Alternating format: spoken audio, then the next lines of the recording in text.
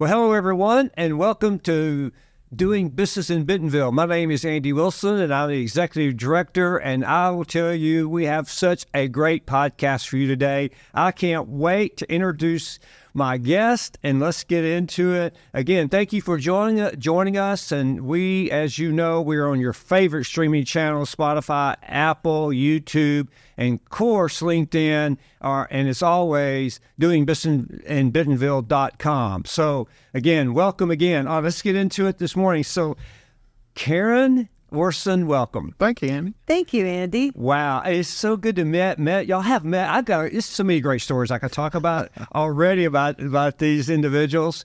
But today's podcast, I will tell you need to lean in because we're going to talk about one of the number one issues in this country. I would even say the world today, AI. How it's so great, but there's some issues that we need to talk about from the standpoint of being authentic, and we're going to get into those issues today and talk about it with my two subject matter experts. But first, let me give a little more introduction to our guests, and please feel free to add. So Karen Kilroy, welcome, and I have just learned so much about you. Thank you. It's amazing in Northwest Arkansas when you meet people and you spend a few minutes with them, how amazing the talent, the knowledge, and the expertise is in this little area we have, isn't it? It really is. It is. So Karen, okay, you are the CEO of Kilroy Blockchain Corporation. Yes. All right, and you're an author.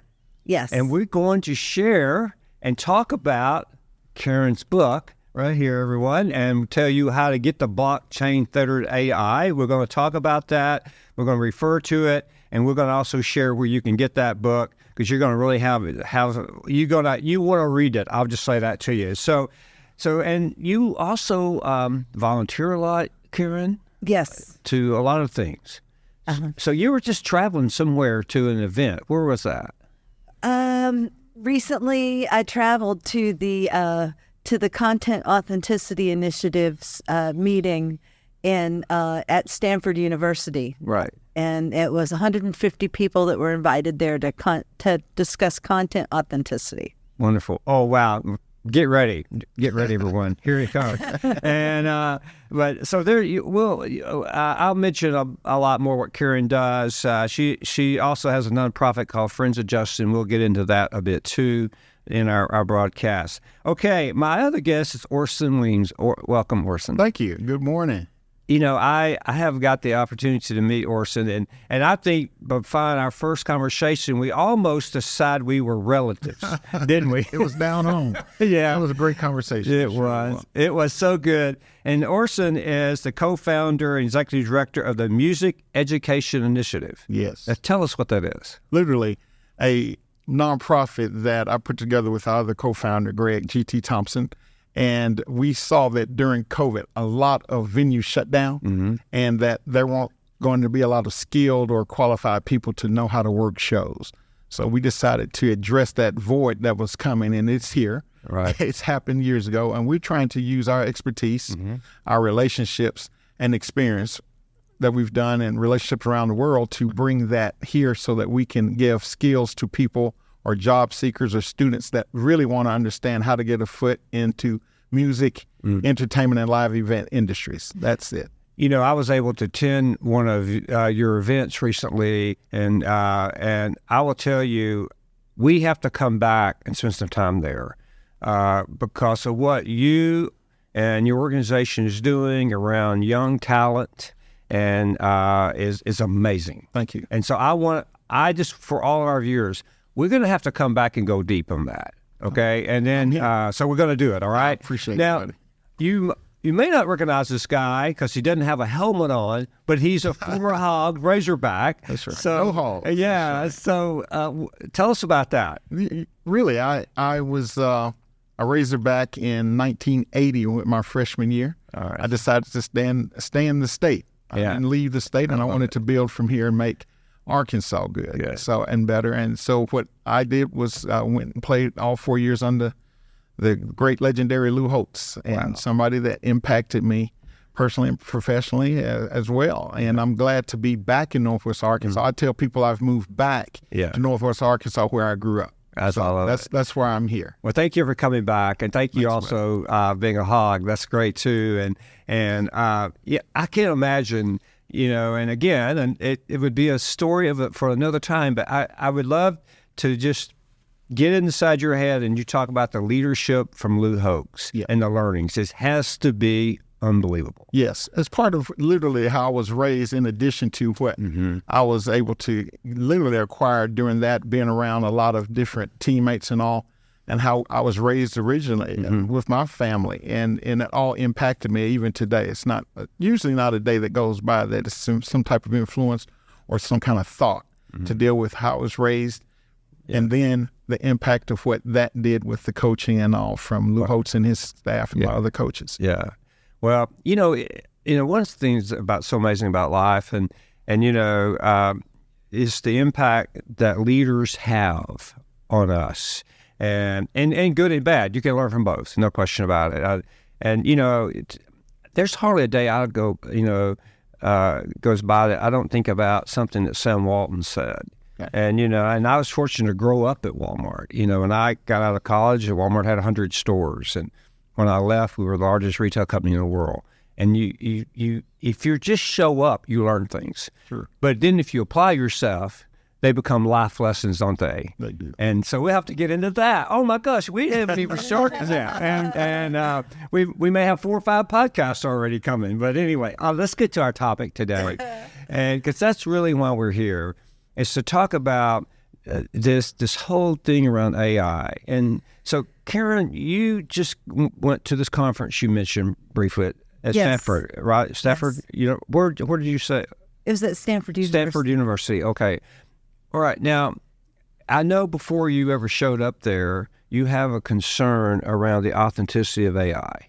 Yes. I know that's a real concern. So why don't you just talk about that? Orson, please, as always, feel free to get in because I know you are really depth in this knowledge also. So let's talk about 30,000 feet for a minute. What's it look like? And then we can talk about our concerns, and then we'll get into some solutions that you both have around this topic, okay? So let's just navigate that path for a moment. Well, one way to kind of dive into the topic, I thought the Rogers Library did a really good job naming my talk there that I did about a year ago on this. And they called it AI, what makes it so smart anyway? Yeah. And the answer to that is we make it so smart. People make it smart. The AI models, which is the term that's a term that's used for AIs that are deployed, models. Mm-hmm. And these models learn by consuming data and information. And so it will try to get all of the information that it possibly can that's out there, that's available, that's free. So the World Wide Web to us seems massive. And there was a joke about, I don't know if you ever remember seeing it, but I always thought it was so funny. It was the last page on the internet. Like somebody said, this is the last page on the internet. It's like, oh, good, I'm done. Yeah. But it's kind of like it gets to the last page on the internet. It actually gets to the last page on the internet because it's so massive and fast. And it's going to run out of data. And so what my thinking is that it's as it needs more data, people should be able to do that for an occupation. They should be able to get paid for their data. And so having an audit trail for output that is produced by AI is really important. That's the very first step in making sure someone is paid for their work. Mm-hmm. I agree with Karen, and she's educated me on so much about it. I've just had to stop. And you said 30,000 feet view. I've just had to stop and say, wow. And she explained to me that the AI, the large language model, is what I'm learning some of these terms are, is that it has to be fed. And the data that we provide it is the data that it acquires and learns from. So as much data as you get and put in, so we're seeing data, and its content are photos, or someone reading a speech. It's just so many different things, a book, a lot of different things that are being fed.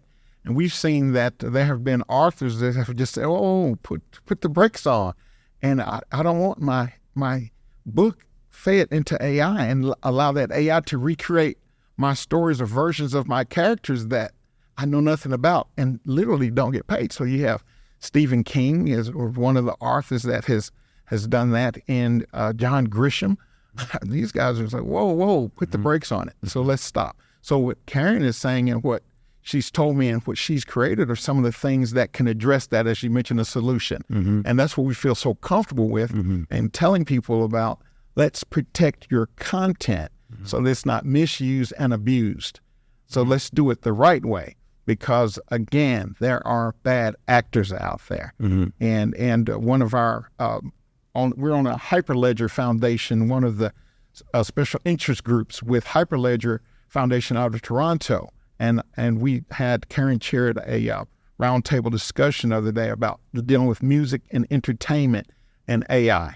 And one of our founding members of the special interest group, Dr. Todd Holmes, says AI can't be trusted, but blockchain can be trusted.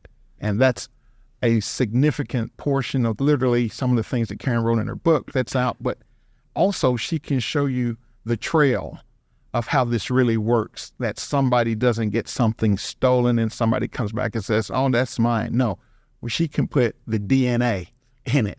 So DNA is so prevalent and is used, but this gives you that digital DNA. Okay. Wow. Okay. So the big picture here is what I'm hearing is that AI, it's a wonderful thing, but there's got to be some guardrails. Yes. Is that some guardrails here? Because it's, as you said, has it already assumed everything on the internet? So to your knowledge, I would say it's there. Oh yeah, I think so. Okay. All right, and then. That takes a moment for me to comprehend that. That's right. That's right. But, that's right. Okay, so this huge thing is this AI. Now what we have to do is this trail you talked about. Let's go down that trail and explain again to our viewers and listeners really what underneath this whole thing we call AI. Okay. It's artificial intelligence. Let's go underneath that a bit now and take that to that next level of understanding. Can we do that? Oh, absolutely. Are we ready for that? You got the person to do it right here. All right. All right. Take us down that trail, Karen. So can you clarify a little bit more? Go underneath the covers of... Yeah. Well, what I want you to do is this, okay? Orson was talking about that there's a lot of concerns. You're talking the examples of the authors you talked about, to some music industry you talked about, and others that don't want their information on there. So, but there's a path or a trail, I call it. Okay. So sort of unpack that, what Orson said a bit for us, as we navigate our way to a solution here. Sure. How's that? Sure.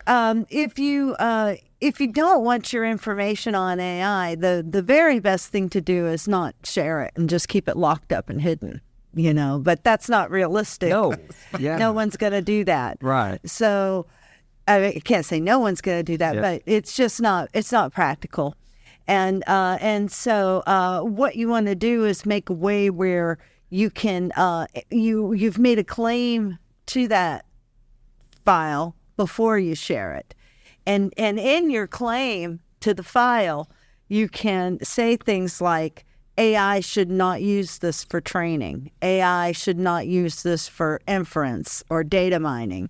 And those things can be flagged right in your claimed file. And when I'm talking about claiming the file, that's what we were talking about at Stanford. Okay.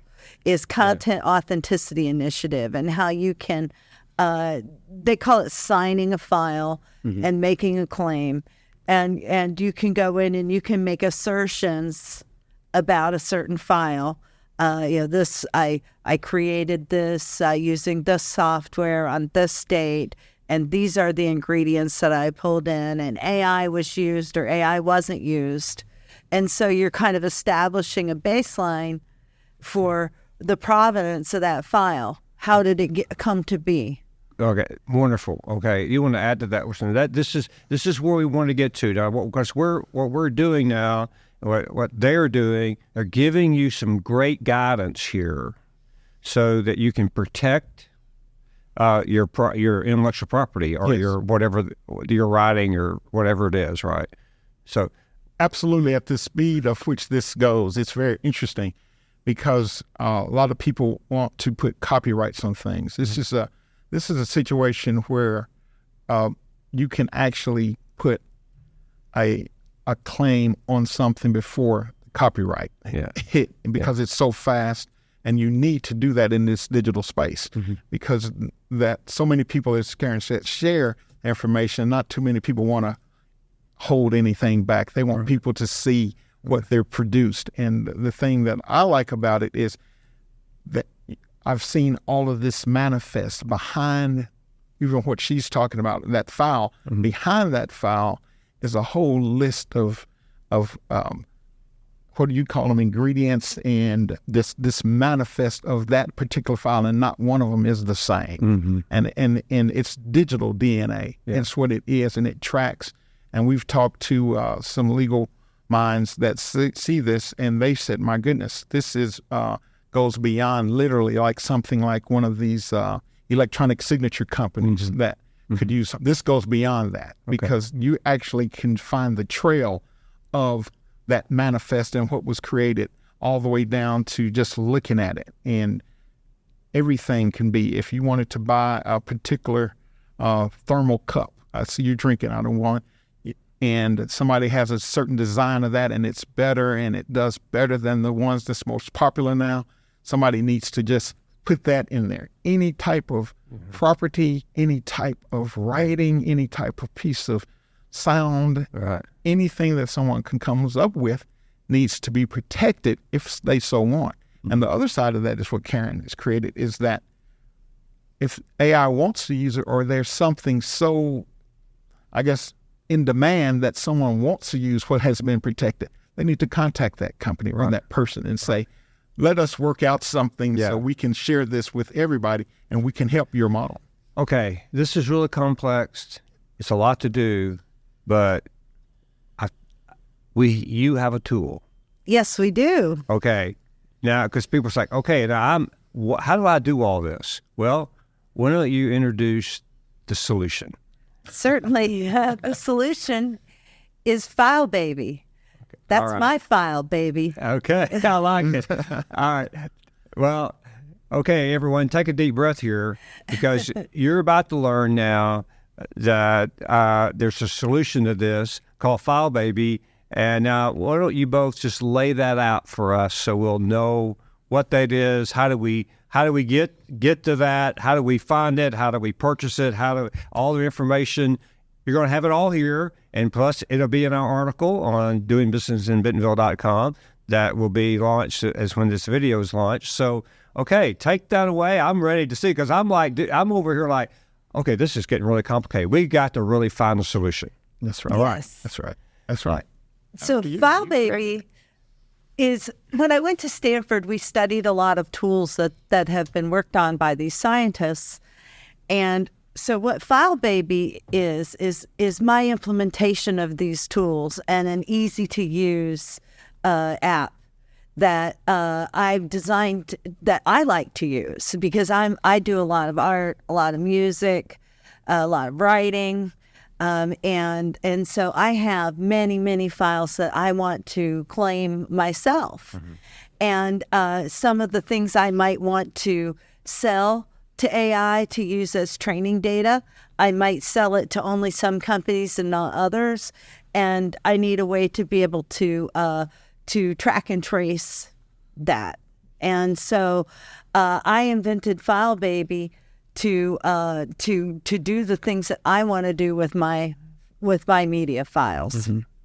With her created content, literally her created content, original content because FileBaby can acknowledge whether it was AI generated or if it was created by a human.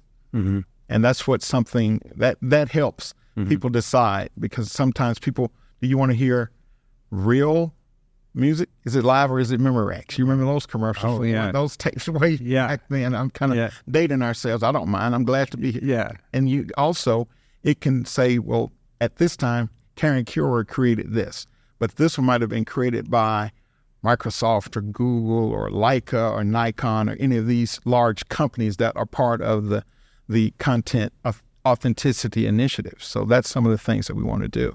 Okay, so the solution is called FileBaby. Yes. All right. So now, Karen, when did you invent this, create this? Over the last few months. Okay, so this is recently you've done that. And so now, who's it for? Who's FileBaby for? It's for someone who wants to protect their content. Okay. Someone who wants to keep track of their own work trail, how they arrived at producing certain creative content, and even for their own reference. Like, I have many pictures of sunsets that I've taken over the years. Now I also have many pictures of sunsets that I've produced using Microsoft Responsible AI. So if I save those in a library in a gallery where I can easily tell where they came from, it helps me keep track as well. Also, it's important because if you've used AI-generated content, let's say I went back and I'm writing a book and I'm pulling pictures out and I pull out some sunsets. If I pull out ones by accident that are AI-generated, the Copyright Office might reject my claim for the whole work. And that's because you can't copyright AI-generated material. And that's already been established. Someone tried to copyright a book that had AI-generated images. And at first they said yes, and then they found out through social media that it was AI-generated images, and they took back her copyright on the images.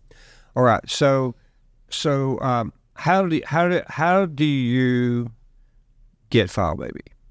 You go to file.baby Okay. online, and you can sign up there. Okay. And so you purchased that online, Yes. right?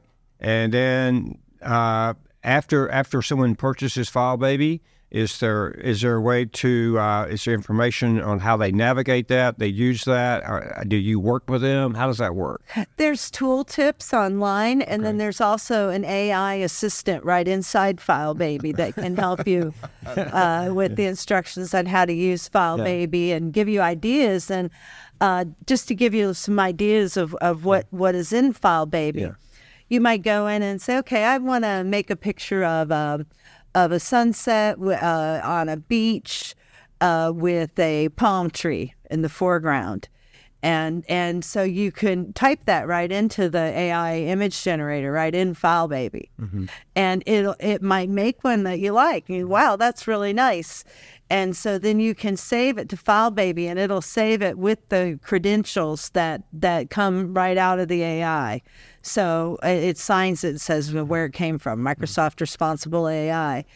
And then you could later pull that same image into something like Photoshop, do some editing, and when you save out the Photoshop, it also signs its file. And so then that trail of where it originally came from is there.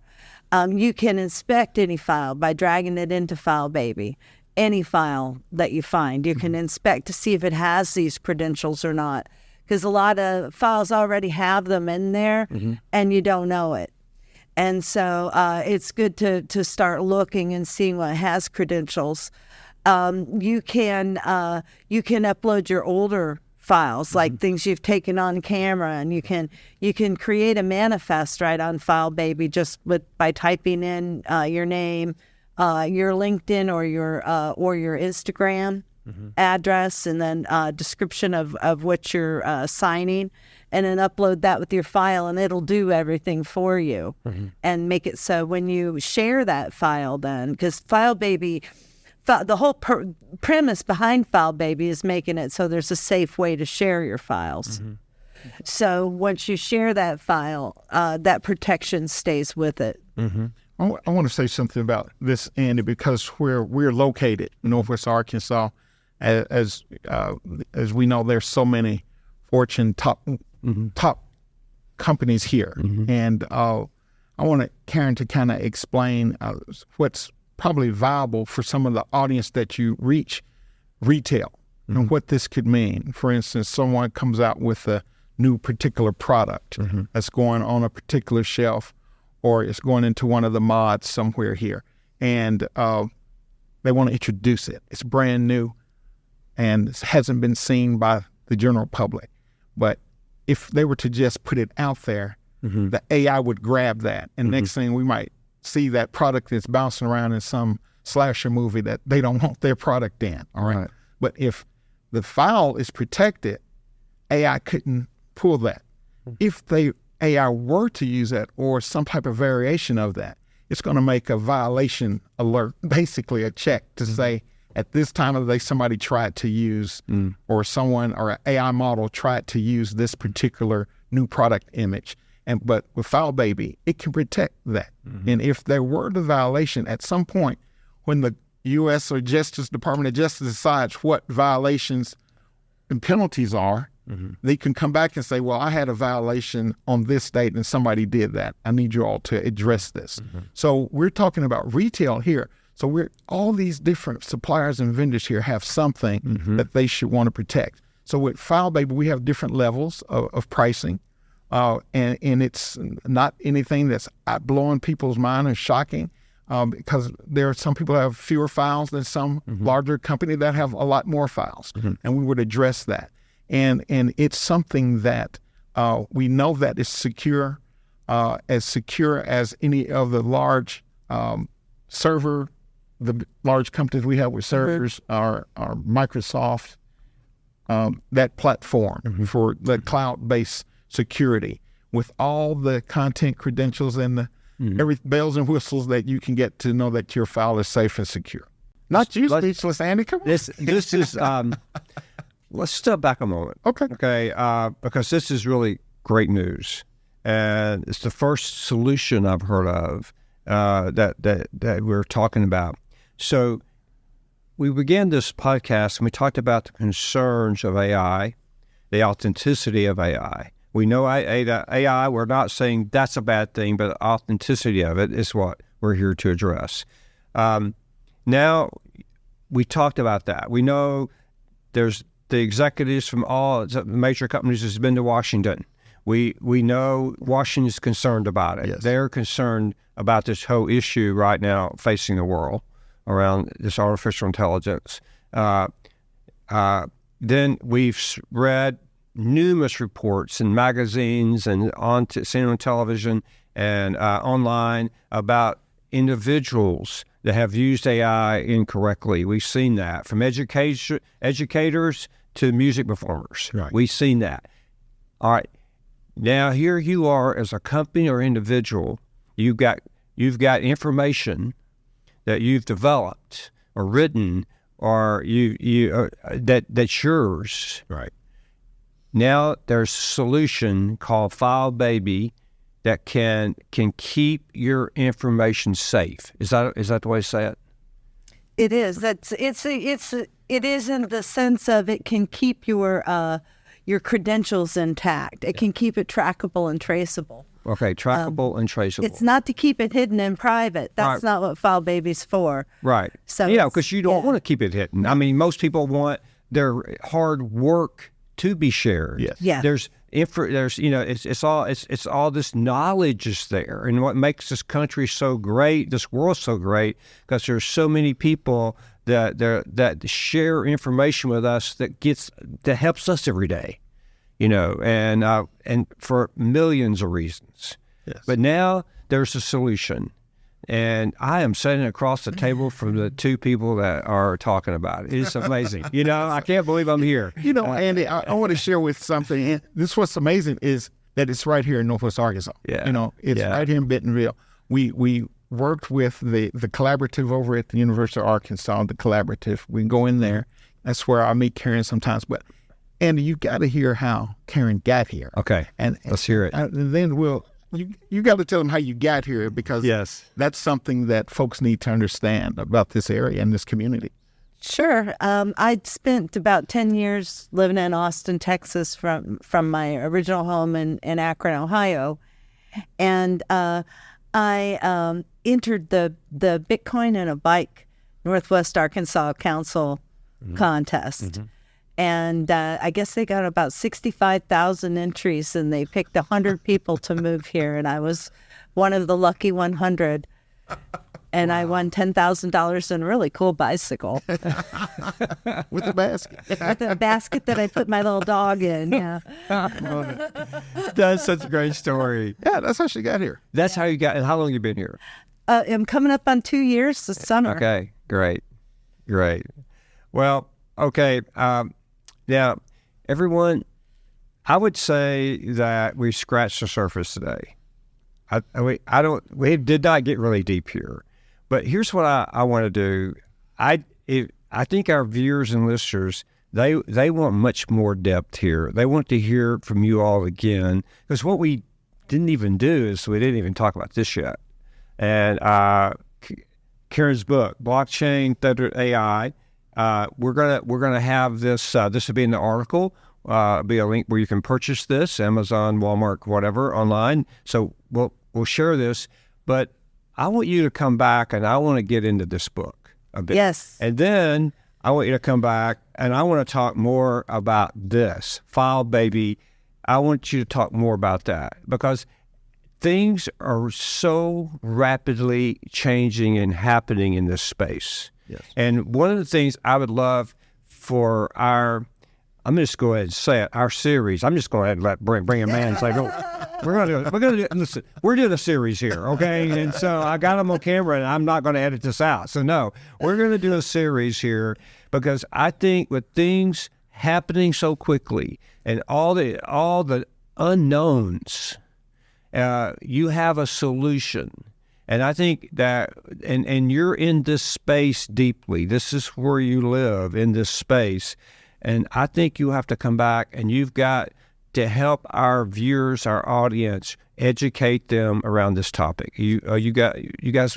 Sounds like will you great do that? plan. I'm good. Okay. Yeah, I'm ready. All right. Okay. Well, I want you to come back when I do this, but I didn't even get to my questions, today, because in my research with you, I have so many questions. I want to get to them eventually. We won't get to them today, but let's do this. Let's just sum up today, and then we're going to come back, and we're going to get them back in the studio fairly quickly, so we can get out another episode around this critical topic, authenticity of AI. So, but in summary, let's just summarize, both of you, please. Sure. I'm going to start with something that I didn't mention, and this is something from Stanford, is that if AI doesn't continue to get human data, human input, remember we mentioned it ate everything on the web? Yeah. If it doesn't continue to get new information, the models start to collapse on themselves. So it breaks after, at Stanford, they were saying about 5 epochs, so it might break, which are training cycles. And so if that happens, then it's not good. And so the AI companies need that input. And so that's why it's really important to get the provenance of files established. So once they're ready to flip the switch and say, you know what, we can pay for files that are marked like this, then we're going to be ready for that. So when you put your file in the File Baby, yeah, then they just can't grab it without your permission. Well, they can. Or they can. But there's, like you said, there could be consequences to that.